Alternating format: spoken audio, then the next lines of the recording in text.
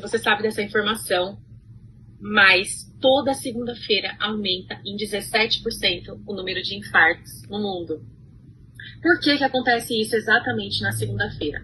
Segundo estudos, a maioria das pessoas estão insatisfeitas com a vida financeira, insatisfeitas com o seu trabalho, estressadas com a conta que tem que pagar na segunda-feira, com o metrô que tem que pegar, com o carro que vai usar, o estresse. O estresse já começa no domingo à noite, sobre a vida que vai começar na segunda-feira.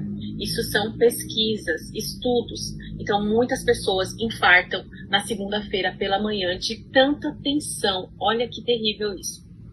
E 95% das pessoas vivem essa realidade de estresse, de angústia, de chegar uma segunda-feira e não estar feliz, não estar realizado com a atividade, com a conta bancária, com o salário, enfim, numa expectativa muito grande.